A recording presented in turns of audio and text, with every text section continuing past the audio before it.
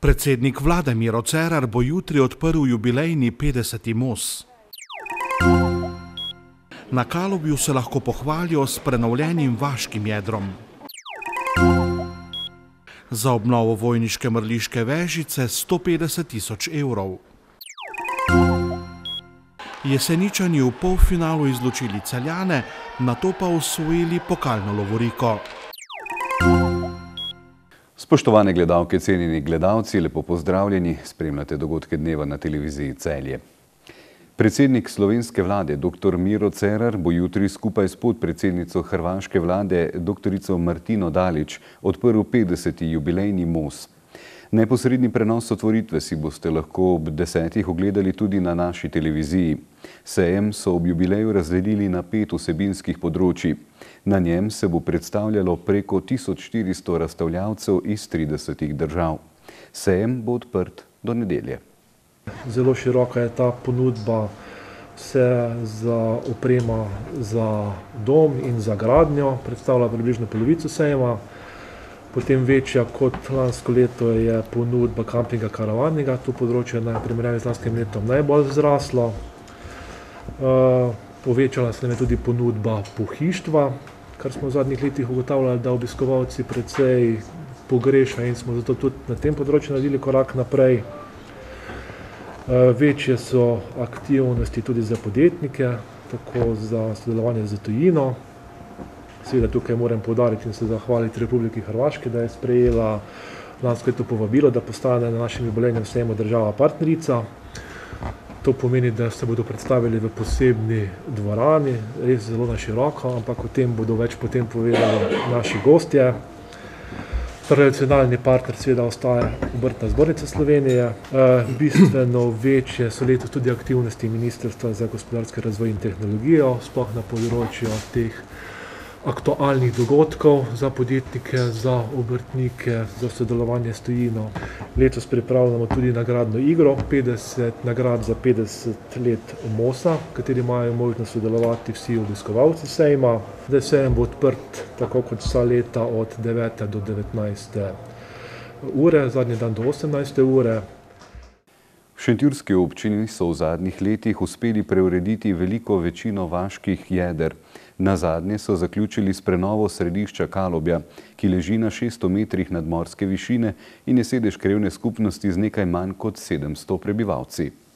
Pogodbena vrednost del na 500-metrskem odseku je znašala 279 tisočakov v sklopu prenove, ki je pri nekaterih krajanih povzročala precej nejevolje, pa so poskrbeli za mnogo stvari. Nazadnje gre za na nek način tudi v tej vasici za ulični sistem, kar pomeni vse pritikline, vse elemente, ki jih imajo ulica, se pravi od meteorne fekalne kanalizacije, javne razsvetljave, pločnika, škarp, če želite, teka kanalizaciji.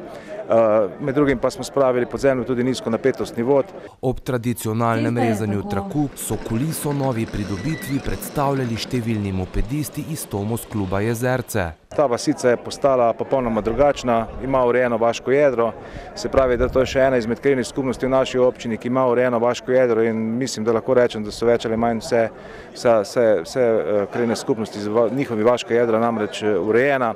Mogoče nam še kakšno malenkost kje manjka, ampak to bomo tudi v bodočnosti uredili, kajti delamo sistematično in dejansko po dolgoročnem razvojnem planu, ki smo si ga na nek način zastavili, tako da lahko rečem, da sem seveda zelo vesel in delim seveda veselje z vsemi ljudmi v tej krajevni skupnosti, ki so seveda pridobili zelo lepo vaško središče. Za Kalobčane pomeni to ogromno.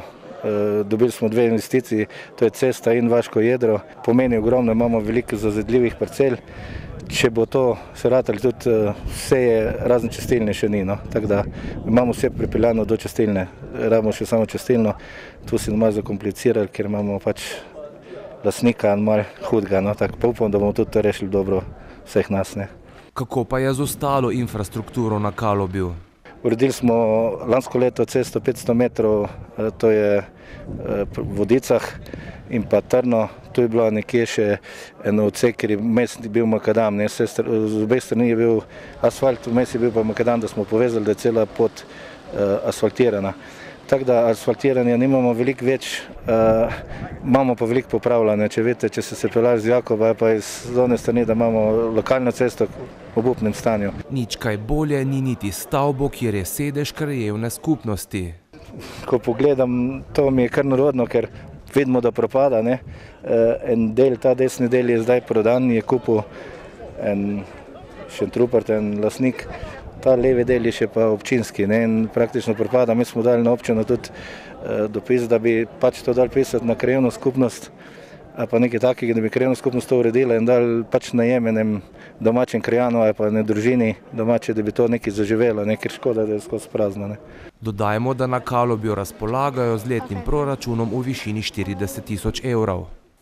Na vojniškem pokopališču ob Mrliški Vežici gradijo nadstrešek. Potem, ko so na tem osrednjem pokopališču v kraju pred leti že uredili asfaltirano parkirišče, je zdaj prišla na vrsto še Mrliška Vežica. Vrednost gradbenih del znaša dobrih 80 000 evrov. Skupaj s prenovo Vežice pa bo naložba stala 150 000.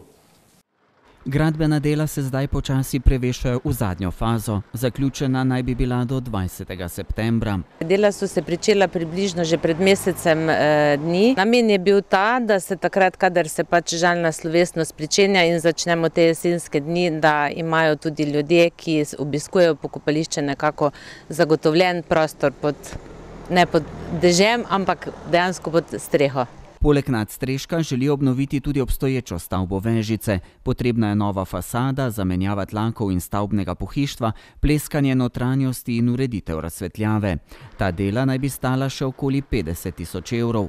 Dokončna ureditev Vežice bo tako zaključena konec oktobra. Nekaj naložb na pokopališču so sicer v Vojniku izvedli že pred časom, zato večjih za prihodnost ne načrtujejo.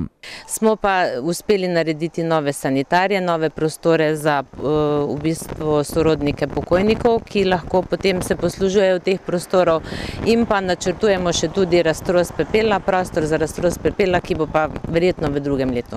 Asfaltiranje parkirnih mest, to še imamo v načrtu, potem pa bom rekla bolj recimo kakšne fontane, še posodobitev potk in teh zadev, sicer pa večjih naložb ne predvidevamo. V času gradnje je nekoliko moten dostop do Mrliške Vežice. O tem in drugih naložbah v občini pa se bomo nocoj ob 20. pogovarjali tudi z županom občine Vojnik Brankom Petretom. Začenja se namreč nova sezona oddaj Vi sprašujete, župan odgovarja, ki bodo na sporedu televizije Celje vsak ponedeljek ob 20.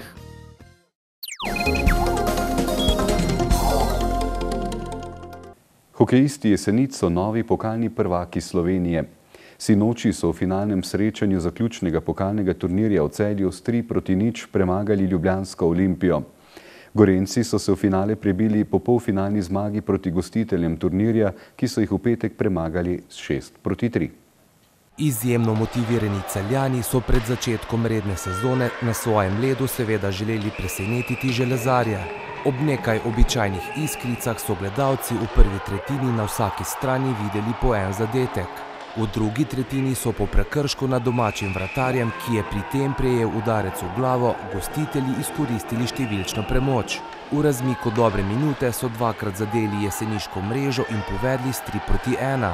Uspešna sta bila Aljaž Ribič in Nejc Kastelic. Namesto, da bi ob številčni premoči zabili še en žebel v krsto gostov, so slednji do konca druge tretjine serijo 3 golov povedli s 3-4. V zadnjem delu so državni prvaki dosegli še 2 gola in se veselili zmage. Nekje srednjo dobro prvo tretjino, pa tam do 5 minut pred koncem druge odlično, to drugo tretjino. Mogoče največja napaka, ko smo povedali s 3-1 in imeli 5-3, smo naredili faul, nepotrebna izključitev v napadalni tretjini in potem 4-4 prejeli zadetek na 3-2. In v tistem trenutku se je mogoče tekma prelomila. Če bi mi uspeli doseči zadetek, ko smo imeli 2 minute, bi imeli igralca več, 2 igralca več, 5-3 in bi dosegli zadetek na 4-1, bi verjetno se tekma prevesila drugače, kot se je. In smola ob tem prekršku in tukaj se je pol tekma začela malo obračati. To je bila prva prava preizkušnja za celjske hokejiste v novi sezoni. današnja tekma v bistvu je bila prva prava. Proti Slaviji smo mi imeli veliko premoč in bi težko ocenil to tekmo kot neko dobro tekmo. Tukaj proti močnejšemu nasprotniku, kot so Jesenice, mislim, da so letos odigrali že 10 tekm in to proti zelo močnim nasprotnikom, se pravi, imajo to igralno kondicijo veliko večjo, kot imamo mi v tem trenutku. Tako da konec koncev jaz mislim, da smo odigrali dobre te dve tekme, sploh z današnjo, bi rekel, z 2/3 te tekme smo zadovoljni. Na koncu smo imeli to smolo, da smo dobili zadetek na koncu druge tretjine, v zadnji minuti in pa v prvi minuti tretje. In to te pokople, sploh proti taki ekipi kot je Jesenice, ki ko povedejo za 2 zadetka, potem se razletijo po celem igrišču in je res težko igrati z njimi. Jaz verjamem, če bi mi držali rezultat na 3-4 do nekje polovice zadnje tretjine, da bi bila tekma še bolj zanimiva čisto do konca. Za igralca tekme je bil na domači strani izbran vratar Urban Avsenik, ki predstavlja veliko okrepitev. Ko sem se znašel v Celju, pač nažalost nisem dobil nobene boljše ponudbe in je Celje pač edini tak, ki ima dokaj profesionalen odnos. Kako pa je njegov trener videl situacijo, ko je vanj trčil Celjan v jeseniškem dresu Žan Zavšek? Mislim, da to ni bil prekršek, mislim, da je celo Žan bi obšel našega vratarja, naš branilec se je pač zaletel njega in ga v bistvu porinil našega vratarja, tako da jaz mu nič ne zamerim. To je bil čist splet nekih nesrečnih okoliščin in Žan ni tak, da bi se pač zaletal v našega vratarja brez potrebe. Letošnje državno prvenstvo se bo za Celjane začelo naslednjo soboto z gostovanjem pri Slaviji.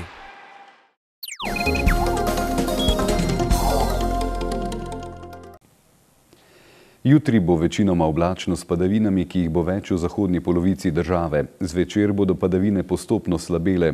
Na Primorskem bo pihala šibka do zmerna burja. Temperature bodo od 9 do 15, na Primorskem do 20 stopinj Celzija. Do ponedeljka zvečer še pričakujemo padavine s krevnimi nalivi. V sredo bo delno jasno z občasno povečano oblačnostjo. Zjutraj in deloma dopoldne bo po nižinah megla ali nizka oblačnost. Četrtek bo zapihal jugozahodnik in na zahod prinesel nove oblake ter občasne padavine. Na vzhodu bo večji del dneva sončno. Nova hladna fronta nas bo prešla v noči na petek. Spremljali ste dogodke dneva na televiziji Celje. Hvala lepa za vašo pozornost, do prihodnjič pa lep pozdrav in srečno.